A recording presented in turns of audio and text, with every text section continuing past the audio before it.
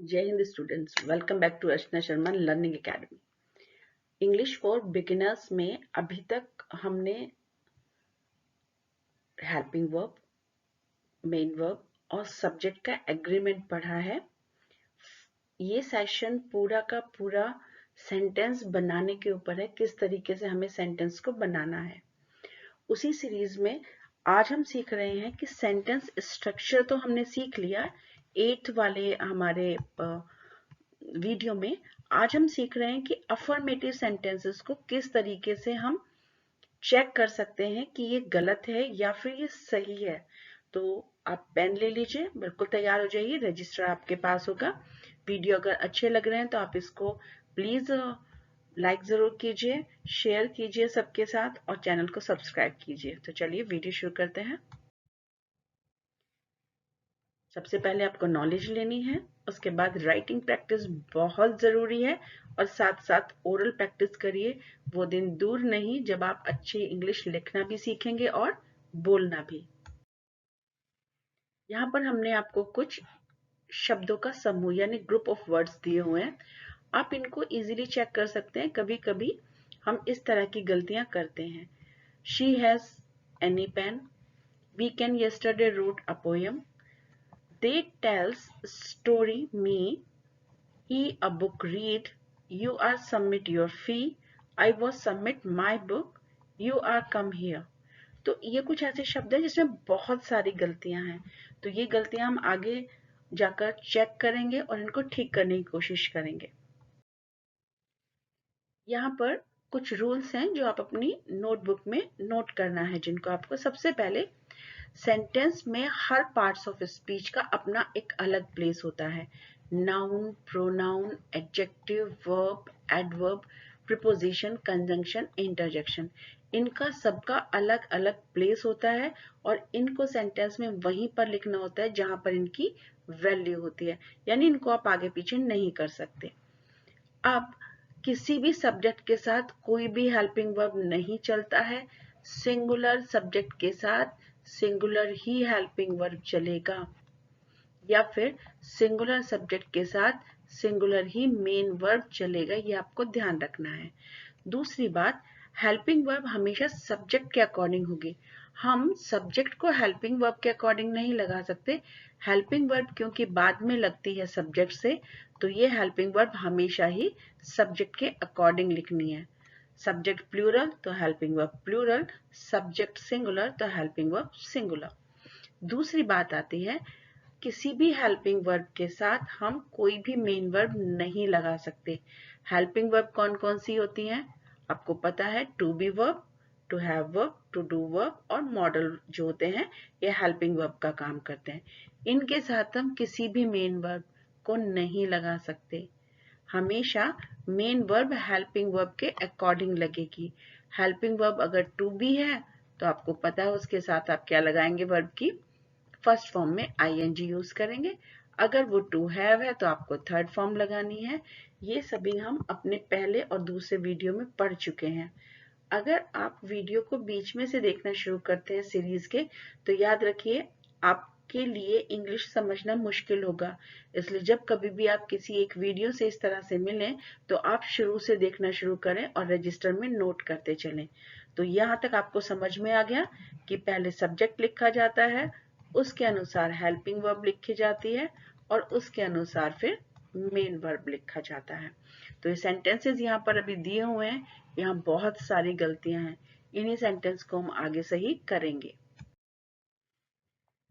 Rules क्योंकि आपने already लिखनी है, लेकिन फिर भी हम स्पेशली अफर्मेटिव सेंटेंसेस की बात कर रहे हैं। और जब हम अफर्मेटिव सेंटेंसेस की बात कर रहे हैं तो आप याद रखिए कि हमको ये सारे रूल्स पता होने चाहिए। सब्जेक्ट आपके सिंगुलर भी हो सकते हैं और प्लूरल भी हो सकते हैं, और आई एक स्पेशल केस में भी हो सकता है। अब हेल्पिंग वर्ब आप समझ सकते हैं कि यहाँ पर देखिए ये टू बी वर्ब आ रहा है और ये टू हैव वर्ब आ रहा है। यहाँ मॉडल वर्ब हेल्पिंग के रूप में आ रहे हैं। यहाँ linking verb is, are, am, was, were, will be, shall be, ये लिंकिंग वर्ब का काम भी करते हैं कभी कभी, तो ये लिंकिंग के रूप में आ रहे हैं। इसके अलावा टू बी वर्ब और टू हैव वर्ब यहाँ पर एज अ मेन वर्ब के रूप में भी काम कर रहा है। तो अफर्मेटिव सेंटेंसेस के ये 4 पैटर्न्स होते हैं, चारों को पहचान लीजिए। अगर हेल्पिंग वर्ब के रूप में इज, आर, एम, वॉज, वर यानी टू बी और टू हैव आ रहा है, तो यहाँ पर आप वर्ब के आईएनजी फॉर्म और थर्ड फॉर्म का यूज करते हैं। ये ऑलरेडी आप 2 वीडियो में पहले पढ़ चुके हैं और समझ चुके हैं। आपको सिर्फ मेन चीज ये समझनी है कि अगर आपको प्रेजेंट इंडेफिनिट का यूज करना है तो कोई हेल्पिंग वर्ब नहीं लगेगी। कौन से टेंस में? प्रेजेंट इंडेफिनिट में। और अगर पास्ट इंडेफिनिट है तब वर्ब की सेकंड फॉर्म लगेगी, कोई हेल्पिंग वर्ब नहीं लगेगी। केवल ये 2 ही टेंस हैं जिनमें कोई भी हेल्पिंग वर्ब नहीं लगती है। इसको अच्छे से नोट कर लीजिए आप। मॉडल के साथ वर्ब की फर्स्ट फॉर्म आती है। अगर लिंकिंग वर्ब के रूप में इज, आर, एम अपने आप को मेन वर्ब के रूप में प्रेजेंट करते हैं तो यहाँ वर्ब की कोई फॉर्म नहीं आएगी। जैसे आई एम अ टीचर। अब मैं कोई काम थोड़ी ना कर रही हूँ, मैं कोई काम नहीं कर रही हूँ तो इसलिए यहाँ पर मेन वर्ब नहीं आएगी। आपको इस चीज को याद रखना है। जब कभी भी to be, to have verbs main verb के रूप में काम करते हैं तो इनके साथ वर्ब की कोई फॉर्म नहीं आती। जैसे अब आप यहाँ पर देख सकते हैं आई हैव अ पेन। यहाँ पर भी आपको हैव के साथ थर्ड फॉर्म लाने की जरूरत नहीं पड़ रही है। यहाँ पर आपको एम के साथ आईएनजी फॉर्म लाने की जरूरत नहीं पड़ रही है। तो अफर्मेटिव में यही 4 स्ट्रक्चर आपको मिलेंगे। तो 4 स्ट्रक्चर को आप एक बार लिख लीजिए। समझ नहीं आए तो मुझे कमेंट बॉक्स में लिखकर बताइएगा, हम इसका एक नया वीडियो आपको बनाकर देंगे। वैसे आपको आसानी से आ जाएगा, कोई दिक्कत नहीं है। अब हम आगे वाले सेंटेंसेस में इन्हीं सेंटेंसेस को दोबारा से पढ़ेंगे। पिछली स्लाइड के अनुसार हम इन सेंटेंसेस को करेक्ट करने की कोशिश करते हैं। The students are daily go library. यहाँ पर कौन कौन सी चीजें गलत हैं देखिए। सबसे पहले आपने लिखा द स्टूडेंट, अगर ये सिंगुलर है तो वर्ब भी मुझे सिंगुलर लगानी पड़ेगी, यानी आर को हटाकर मैं क्या लगाऊंगी? इज लगाऊंगी। और इज एक हेल्पिंग वर्ब है तो इसके साथ मुझे क्या लगाना है? गोइंग लगाना है। मैं गो नहीं लगा सकती हूँ। तो the student is going to library. Okay, daily word आएगा the student is daily going to library. Daily शब्द यहां पर आएगा। तो इस तरीके से आपका सेंटेंस ही करेक्ट हो गया। सेकंड देखिए, I was submit my book. ठीक है, आई के साथ वॉज आ सकता है, लेकिन वॉज तो टू बी वर्ब है, तो टू बी वर्ब के साथ क्या आना चाहिए था? सबमिट या सबमिटिंग। बिल्कुल सही, यहां पर आएगा submitting. Now next is you have no any book in your bag. ये क्या हो गया? आप इसको कैसे सही करेंगे? आप यू हैव नो एनी, ये कभी एक साथ नहीं आ सकते। ये आप अच्छे से नोट कर लीजिए अपनी डायरी के अंदर, रजिस्टर के अंदर। नो एनी कभी एक साथ नहीं आएंगे, दोनों डिटरमाइनर है और एक साथ नहीं आएंगे। यू हैव नो बुक, ऐसे कर सकते हैं आप इसको। तो you have no book in your bag, simple हो जाएगा। एनी आपको काटना पड़ेगा। नेक्स्ट, अब देखिए यहाँ पर हैव के साथ थर्ड फॉर्म नहीं आ रहा है क्योंकि यहाँ पर कोई काम नहीं हो रहा। यहाँ पर सिर्फ बता रहे हैं कि किसके पास क्या चीज है। तो यहाँ पर हैव ने मेन वर्ब का काम किया है। तो यहाँ पर हैव किस रूप में आया है? मेन वर्ब के रूप में आया।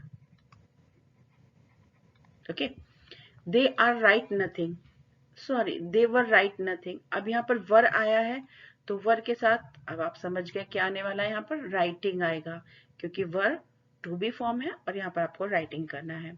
She is submitting her assignment, बिल्कुल सही।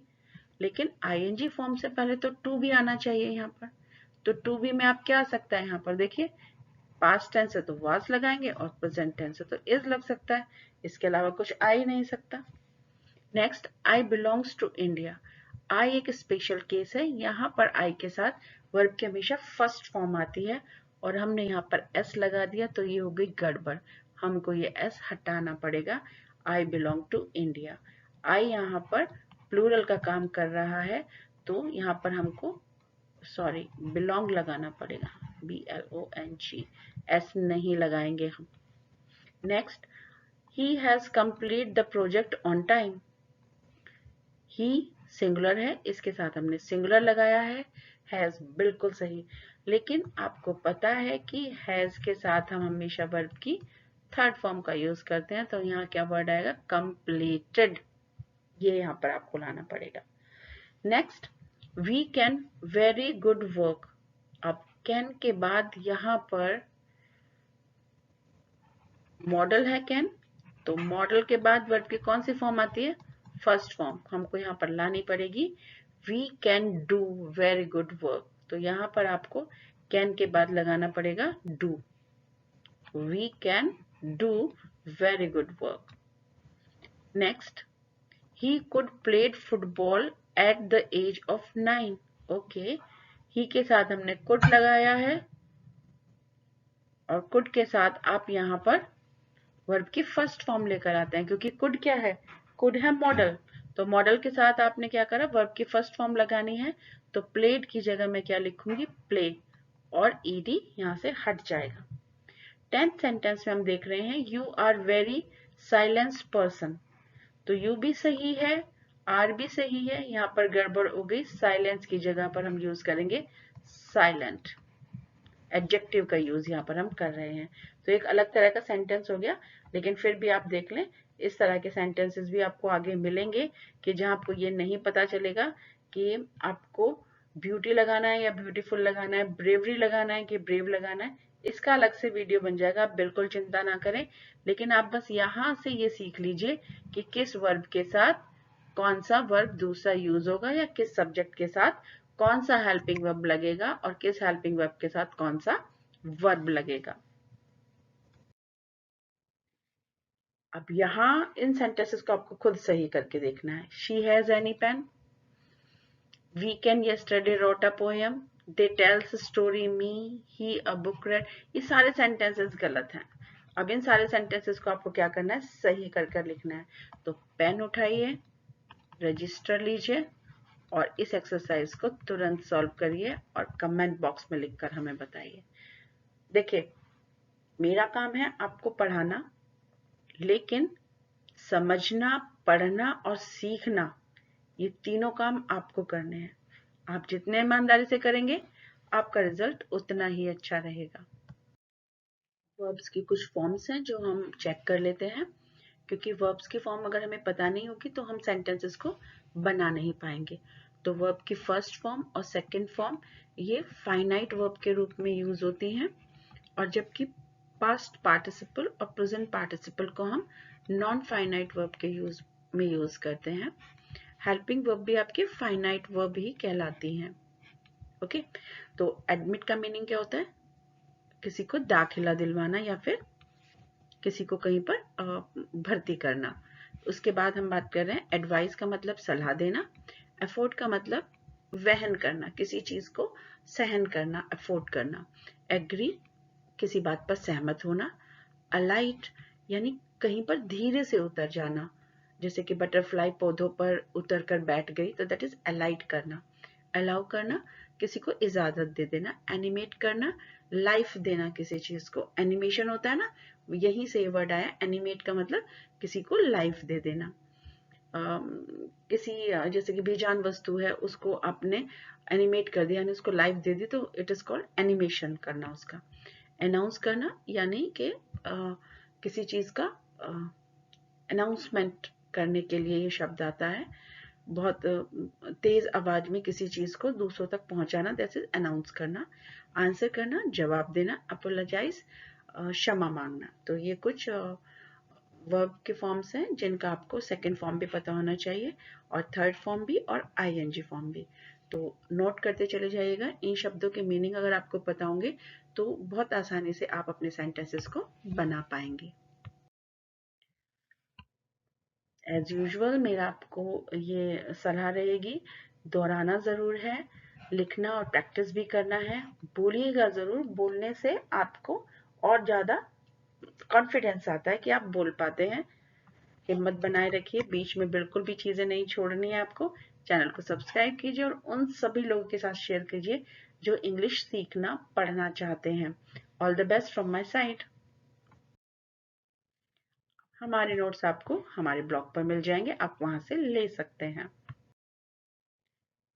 नाउ अब हमने अफर्मेटिव सेंटेंसेस अच्छी तरीके से सीख लिया। इसके बाद वाला वीडियो हम नेगेटिव सेंटेंसेस पर लेकर आएंगे, तो तब तक आप पॉजिटिव यानी कि अफर्मेटिव सेंटेंस की प्रैक्टिस करते रहिए। All the best.